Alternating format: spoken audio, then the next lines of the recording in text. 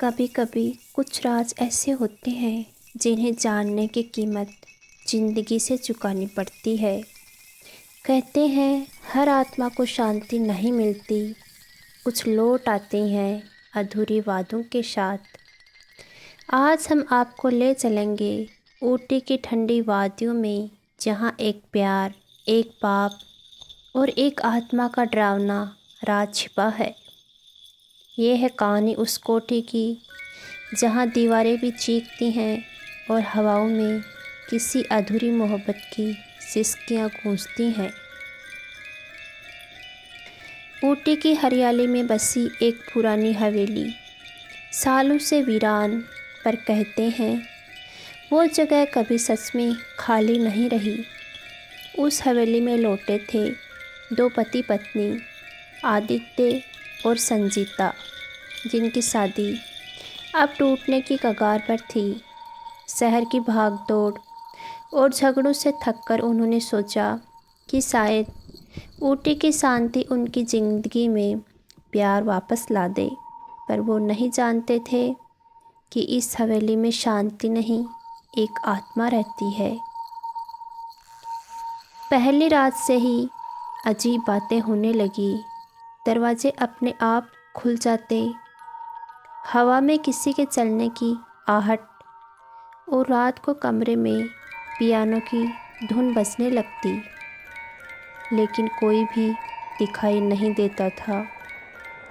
संजीता डरने लगी, पर आदित्य हर बार हंसकर कह देता, यह सब तुम्हारा वहम है। धीरे धीरे संजीता को महसूस हुआ कि कोई औरत की आत्मा उससे कुछ कहना चाहती है। कभी आईने में उसका चेहरा दिखाई देता, कभी वो सपनों में बोलती, उससे कह दो, उसने जो किया उसका हिसाब देना होगा। संजीता घबरा गई। वो समझ नहीं पा रही थी कि ये सब उसके साथ क्यों हो रहा है। फिर एक दिन उसे एक पुरानी तस्वीर मिली। तस्वीर में वही औरत थी जो उसे सपनों में दिखाई देती थी। नाम था मलिनी। मलिनी वही औरत थी जिससे आदित्य का रिश्ता था। शादी के बाद भी उसने मलिनी से छिपकर प्यार किया था। जब मलिनी गर्भवती हुई, आदित्य डर गया और उसे छोड़ दिया।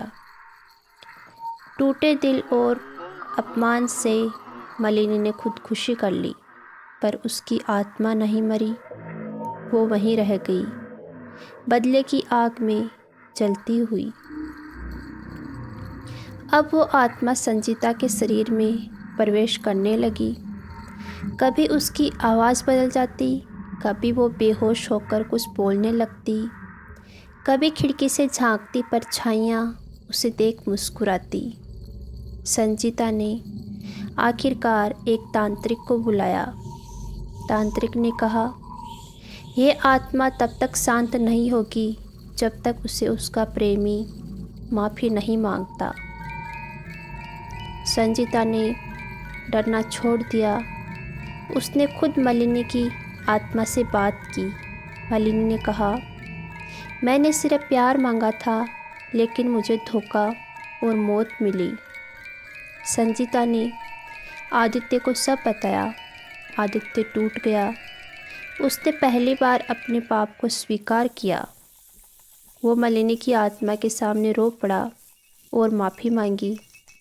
उसी पल हवेली में तेज़ हवा चली, सब कुछ हिलने लगा।